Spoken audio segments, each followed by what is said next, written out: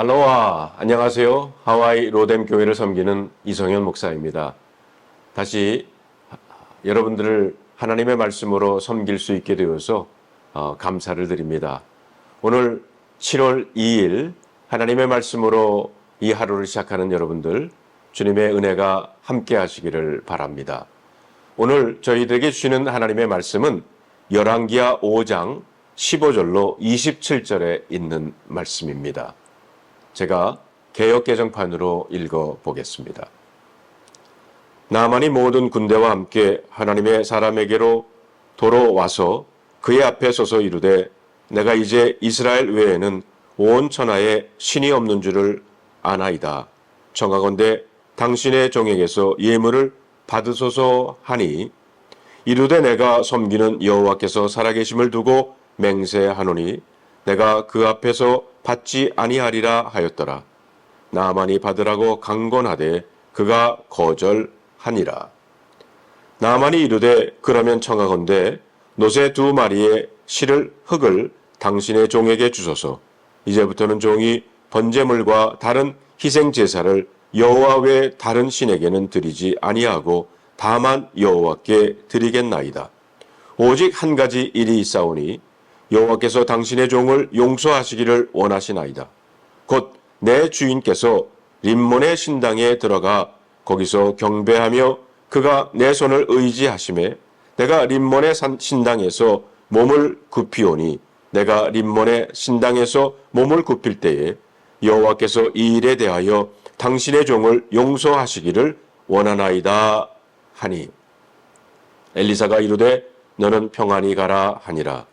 그가 엘리사를 떠나 조금 가니라. 하나님의 사람 엘리사의 사환 게하시가 스스로 이르되 내 주인이 이 아람 사람 나아만에게 면하여 주고 그가 가지고 온 것을 그 손에 받지 아니하였도다. 여호와께서 살아계심을 두고 맹세하노니 내가 그를 쫓아가서 무엇이든지 그에게서 받으리라 하고 나아만의 뒤를 쫓아가니 나아만이 자기 뒤에 달려옴을 보고 수레에서 내려 맞이하여 이르되 평안이냐 하니 그가 이르되 평안하나이다. 우리 주인께서 나를 보내시며 말씀하시기를 지금 선지자의 제자 중에 2 청년이 에브라임 산지에서부터 내게로 왔으니 청하건대 당신은 그들에게 은 1달란트와 옷 2벌을 주라 하시더이다.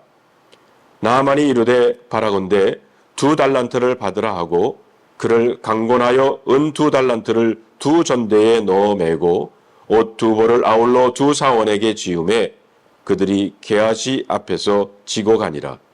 언덕에 이르러서는 게하시가 그 물건을 2 사원의 손에서 받아 집에 감추고 그들을 보내 가게 한 후 들어가 그의 주인 앞에 서니 엘리사가 이르되 게하시야 내가 어디서 오느냐 하니 대답하되 당신의 종이 아무데도 가지 아니하였나이다 하니라. 엘리사가 이르되 한 사람이 수레에서 내려 너를 맞이할 때에 내 마음이 함께 가지 아니하였으냐. 지금이 어찌 은을 받으며 옷을 받으며 감람원이나 포도원이나 양이나 소나 남종이나 여종을 받을 때이니야. 그러므로 나아만의 나병이 내게 들어 내 자손에게 미쳐 영원토록 이르리라 하니 게하시가 그 앞에서 물러나오매 나병이 발하여 눈같이 되었더라. 오늘 저와 여러분에게 주시는 하나님의 말씀입니다. 기도하겠습니다. 하나님 감사합니다. 오늘도 말씀으로 이 하루를 시작하게 하시니 감사를 드립니다.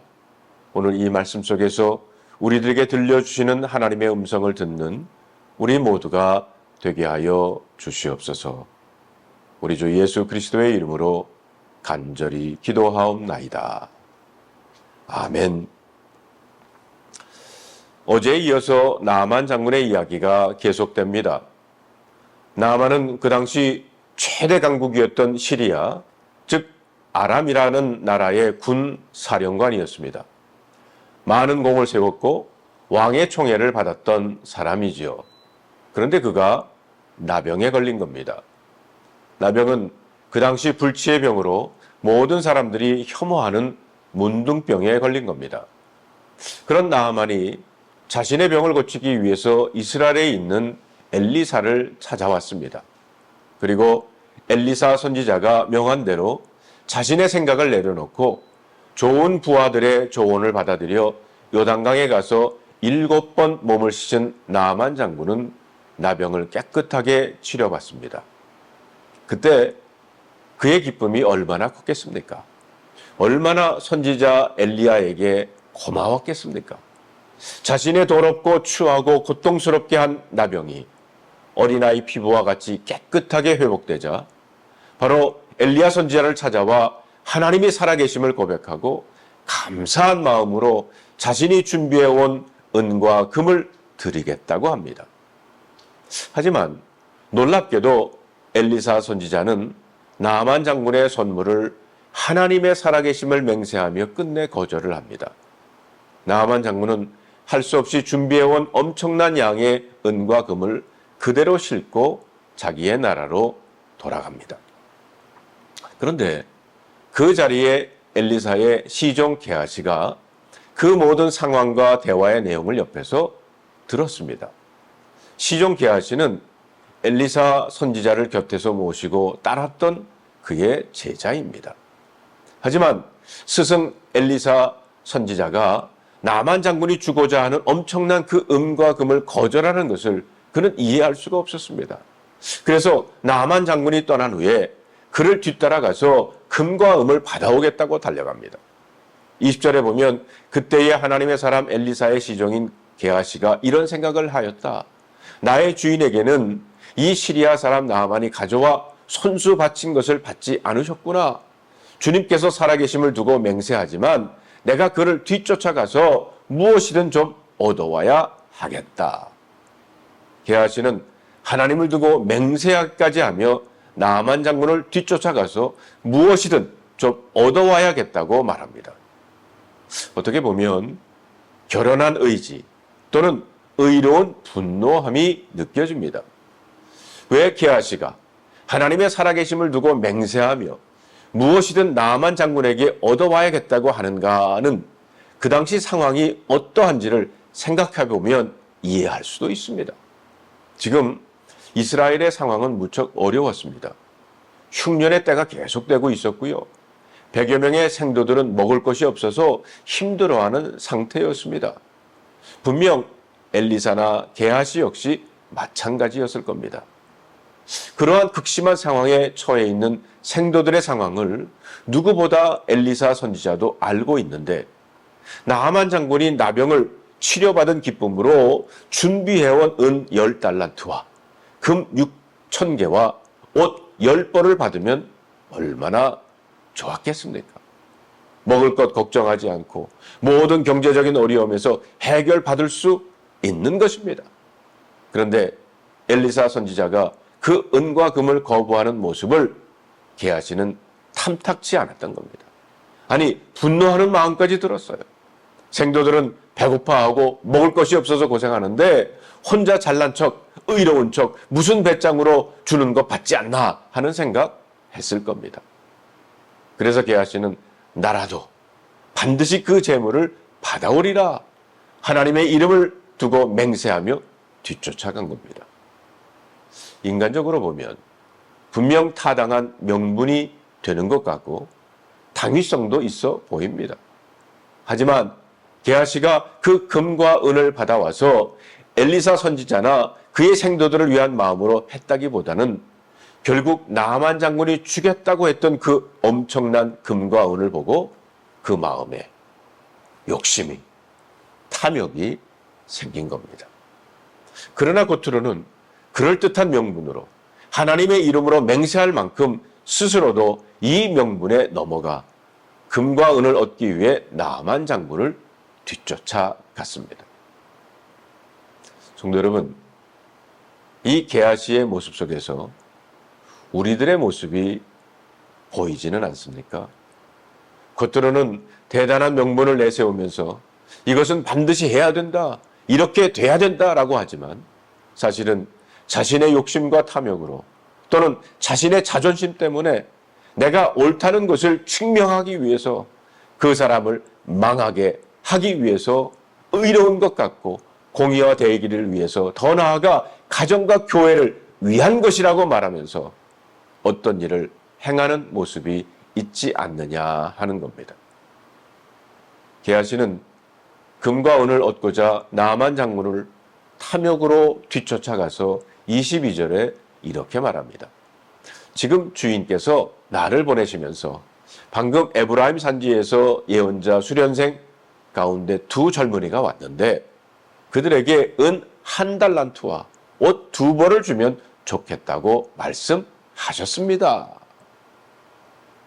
못마땅하게 생각한 엘리사의 이름을 팔아서 원하는 것을 게하시는 거짓으로 말하고 있는 겁니다. 그리고 그의 계획대로 뜻한 바를 받습니다. 그는 은 1달란트를 구했는데 2달란트를 받습니다. 그 은을 들고 오면서 스스로 얼마나 뿌듯하고 기뻐했겠습니까? 이 정도면 내 인생 폈다라고 신나했을지도 모릅니다. 돌아와서는 그 은과 받은 옷을 숨겼어요.